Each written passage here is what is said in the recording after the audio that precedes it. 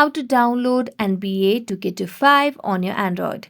Hello everyone, welcome to this channel. I'm Emily and I'm here to help you out today. So without any delay, let's get started. So first of all, launch the Chrome browser on your device, and on the search bar, you can just search for Steam application over here. Now as you search for Steam, you'll be able to see the official website, so tap on it.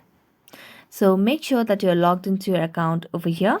After that, at the top, you can see the search bar. So just tap on the search bar and you can search for this application of NBK 2K25. So just tap on it.